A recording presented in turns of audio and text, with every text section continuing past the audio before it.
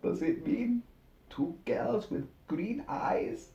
Hello, folks. Kilt-Man here. Kilt-Man at your service.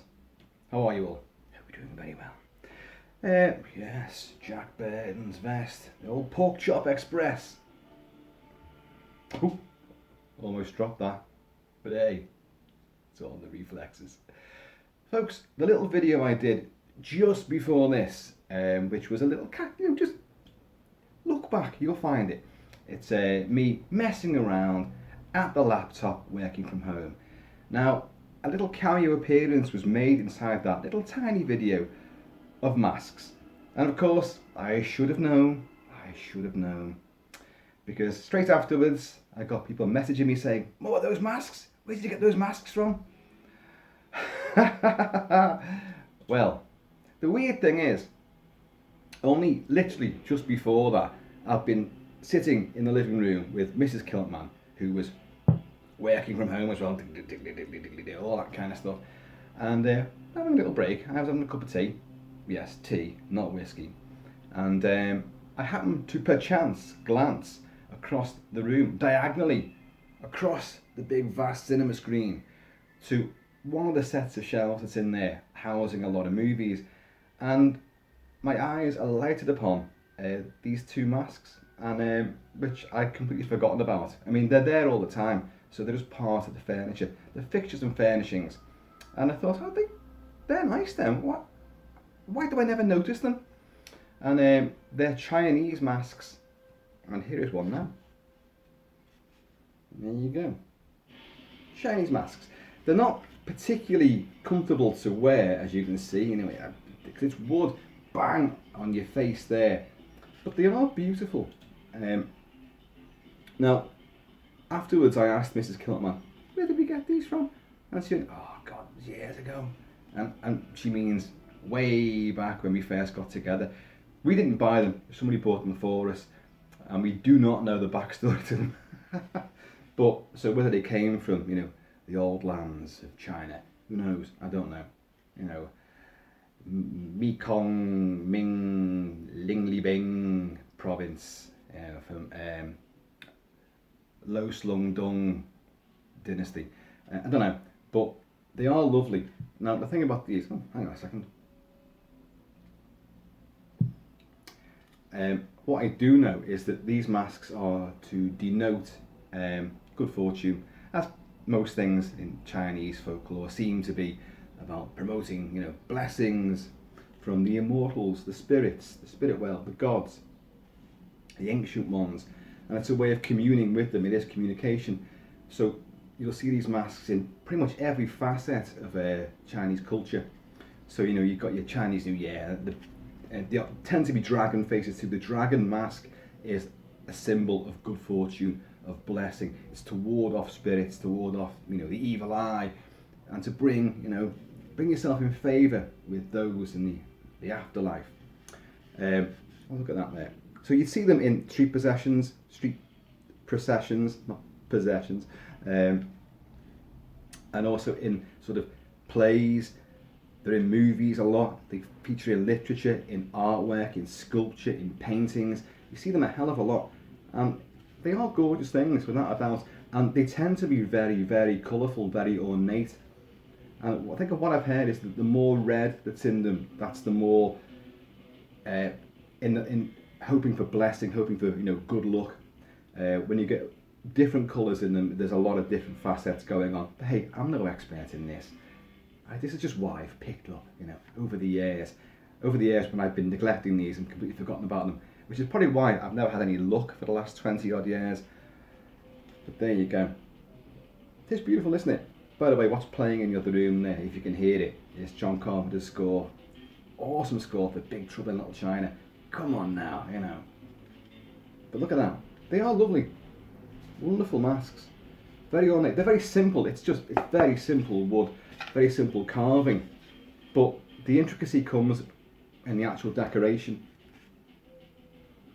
A lot of them have they're depicted with sort of flames coming out of them, or smoke out of the nostrils, because they are dragons.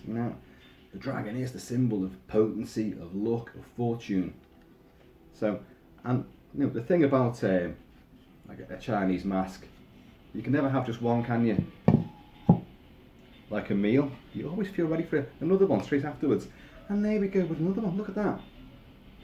Oh, that one's really good, isn't it? This one's a beauty. Because this one's got some kind of headdress on. Look at it. That's almost like a Pocahontas Hiawatha type American Indian style headdress going on there.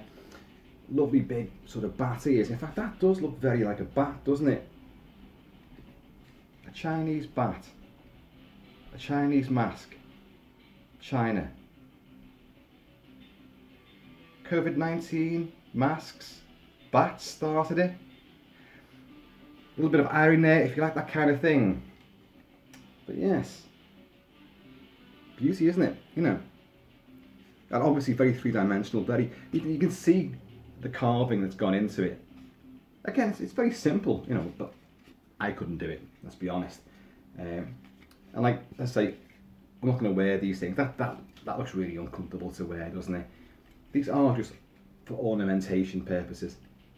But if I could remember who gave them to us, I might have some inkling as to where they may have come from, because they could be genuine, or they could have been, knocked up in a little boutique down in Portsmouth, for all I know.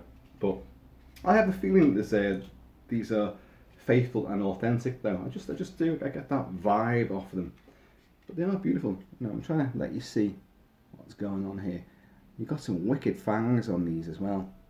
And these sort of like petals and flowers sort of growing out of them. It's just unusual.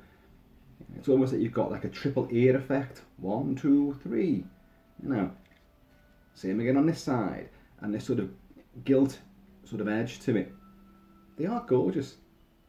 And it's like they've been sitting there sort of minding their own business for quite a long time. And they've just not been appreciated.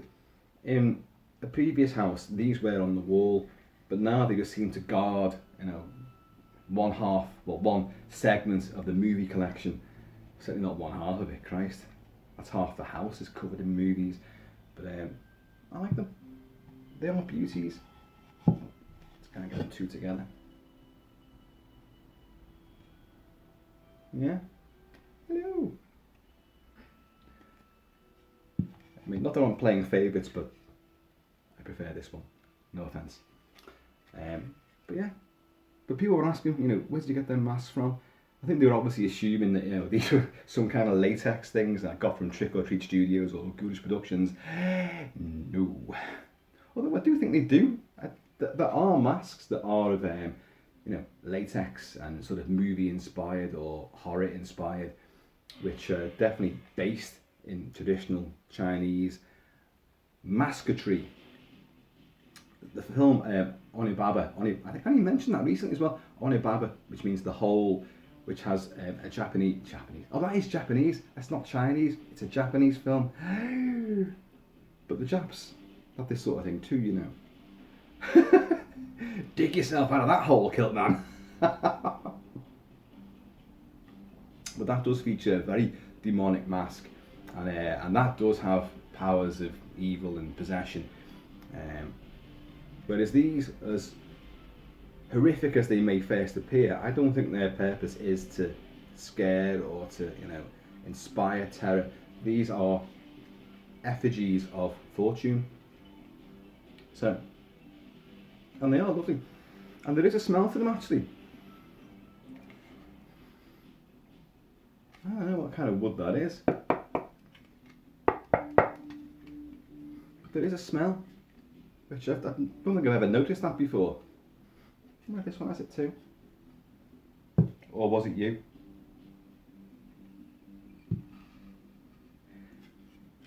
I told you not to eat those sausages, mate. I told you. You know what it does to you. No, this one has a smell as well. Yeah. Have a look at the back there. Can you see it? It's kind of weird. Like you can imagine, in a way.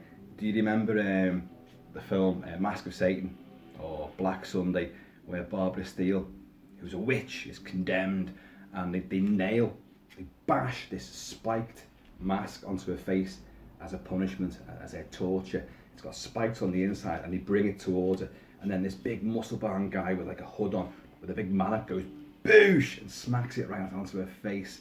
So when she's resurrected to enact her revenge, as all good witches want to do, she's got all these pock marks in her face, like, but those big Barbara Steele, ultra wide, huge eyes. And but the great moment is when the mask is in the prologue is brought towards her, but as the camera is viewing from her viewpoint, so that the mask just gets brought literally onto your face. Whoa! Tremendous. So yeah, I've mixed a few genres in there, but that is lovely. At first glance, you might think that it's really random the way that they've done these little swells and squares and curves of paint, but in actual fact, they're not. They're very, very intricately decorated and depicted. That is very, very nice indeed. I'm really finding a whole new fascination for these, and you know, the R depressions in the nostrils. I don't advise sticking your fingers up a dragon's nostrils, by the way. Yeah, and if you look at this one, you know, there's the little innards inside those nostrils, so there are a fair bit of detail going on in here.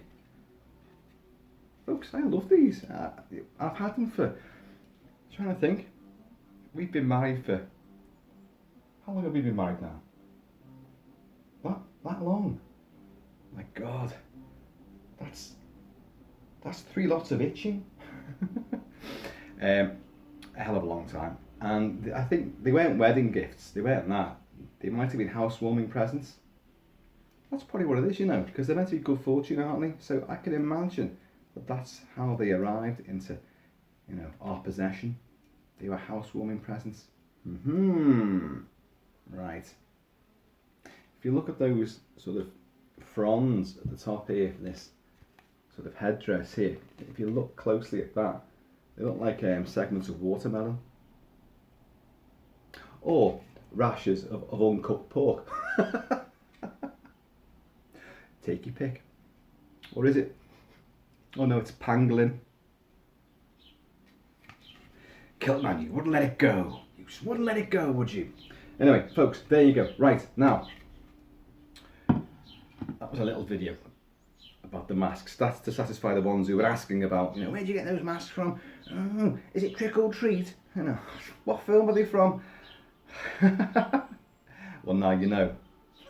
You know as much as I do, put it that way. Later on, I am going to do that video, that review of The Keep, Michael Mann's 1983 mangled interpretation of F. Paul Wilson's classic gothic horror novel. So, stay tuned for that. And hopefully the big humongous wasp which has just entered the conservatory will not be present later on. Anyway, folks, in the meantime, and indeed the in-between time, keep it kilted, keep it Celtic, put a mask on if you've got one, and I'm going to see you all. Ooh.